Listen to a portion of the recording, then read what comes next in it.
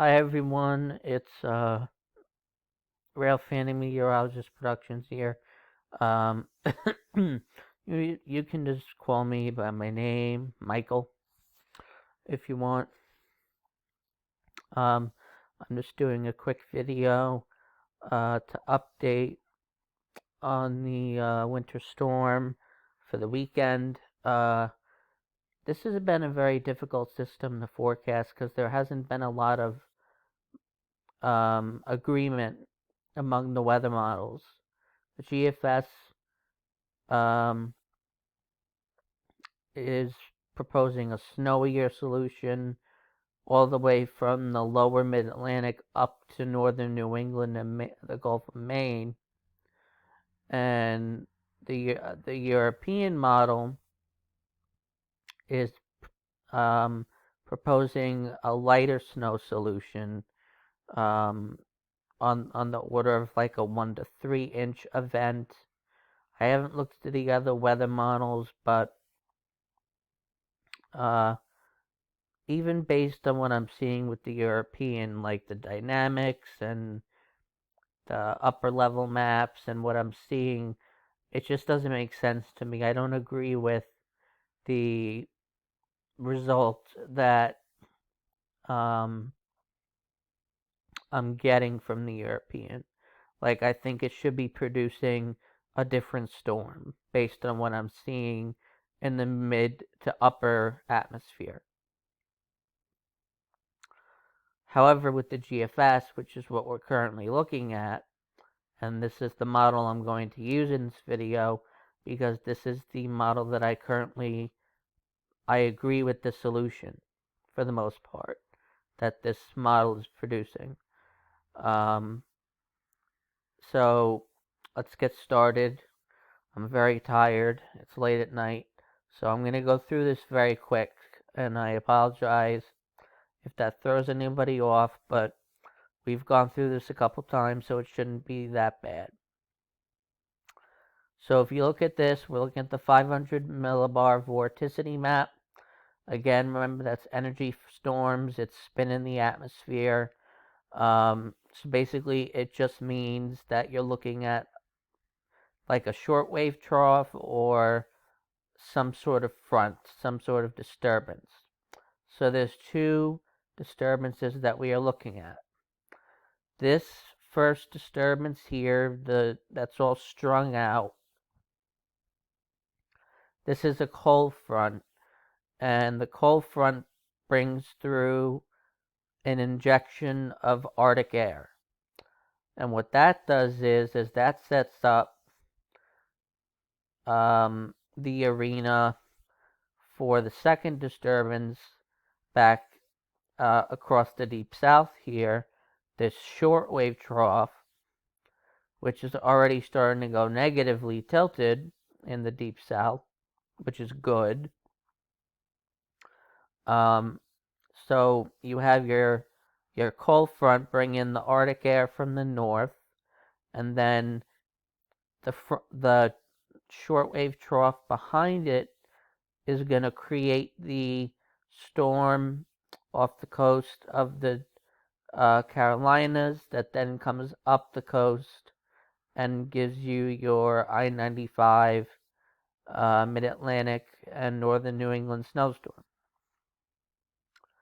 So let's go through this really quick.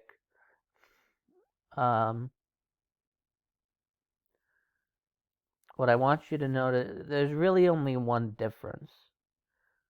So first off, the trough is negative, right? It's tilted from northwest to southeast. So it's a negatively tilted trough. So that means the storm is not going out to sea. It's coming up the coast. So that's good. The second thing I want you to notice is that the vorticity today compared to a few days ago is much darker. So the system compared to a few days ago is stronger. And I think that's one of the reasons why it's able to come up the coast and produce more snow rather than go out to sea. The GFS had this signal a little bit to a point earlier in the week, but I didn't quite believe it. But this is the first indication to me that the GFS is correct, because if you look at the surface map, the storm is to the south like it's supposed to be, always to the south of the disturbance, and it is strong. So that makes sense. Now, something I don't normally show, but I do want to show it, is the jet stream. And what we look for with the jet stream, hold on.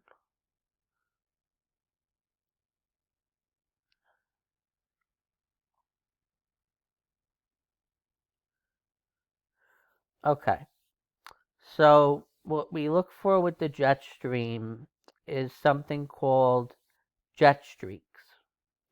And what a jet streak is it's an area of enhanced, really strong winds within the area of the general jet stream.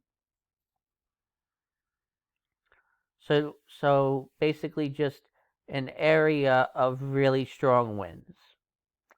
And the reason we look for these is because in certain regions in jet streaks, there is upper level divergence, meaning that the air is spreading apart in this region of strong winds.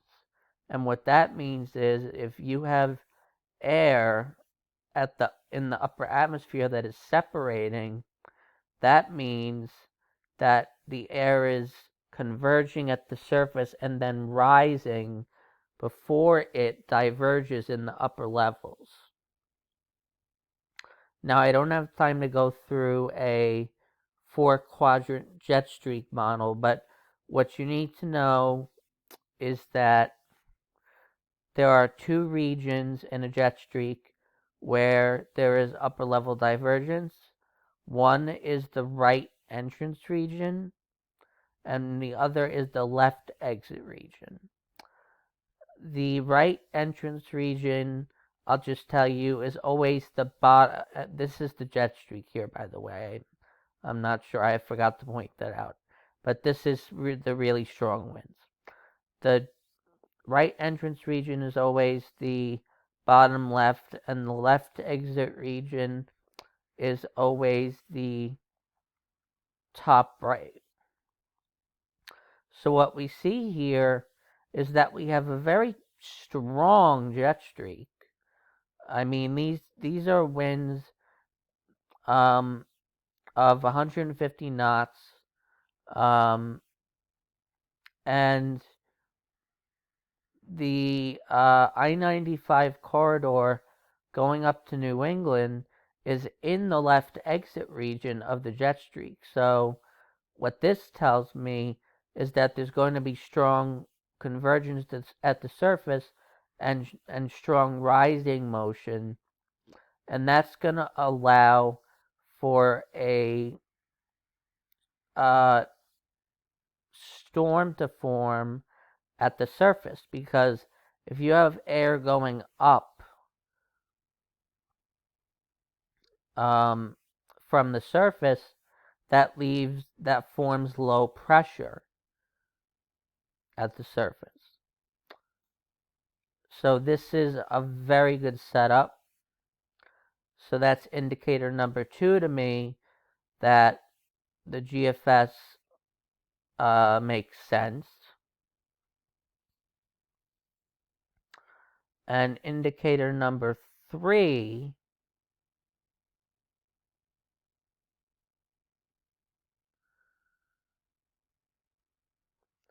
is something called vertical velocity.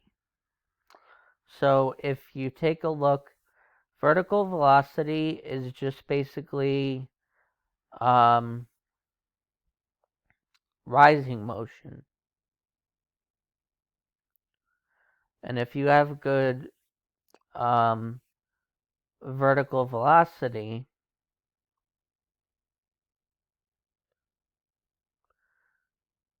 hold on. If you have good vertical velocity, then you can get some very heavy precipitation. So you're looking for darker shades. So this is Sunday morning, and the snow is already starting across Virginia and the DC area. Look at these shades of darker upward motion. And as we go forward throughout the day, look at it spreads already midday going to um, mid and eastern Pennsylvania, Maryland, New Jersey, southern New England, Long Island, New York City. And then look at this, Long Island, New York City. This upward motion is fairly intense. And then, so that's Sunday evening, and then it continues into early Monday morning, continues into the Gulf of Maine, and then it's gone. But again, very heavy precipitation. I already checked dew points, so we're just going to move on to the surface map now.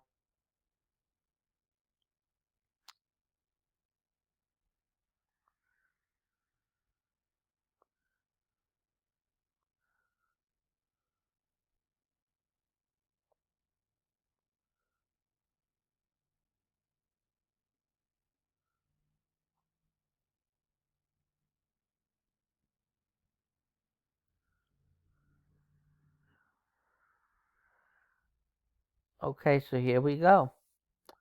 This is Sunday evening.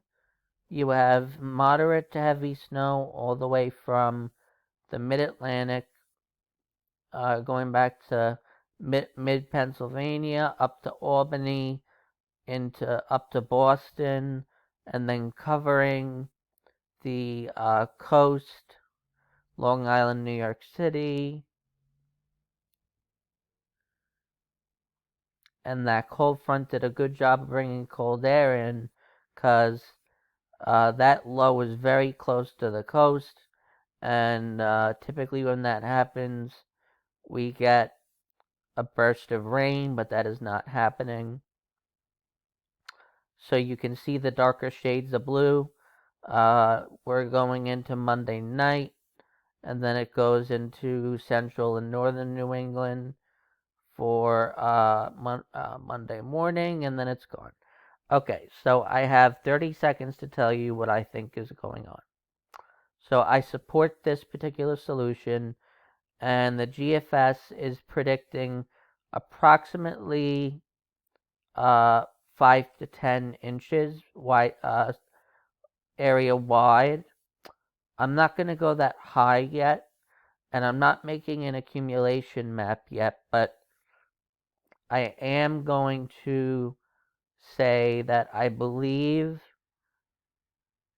in my opinion, that a widespread forecast for everybody in the area of the Mid-Atlantic, New England, and the coast. I think a good forecast is widespread 4 to 8 inches. So for now, that is what I'm going with. I'm going with 4 to 8 inches.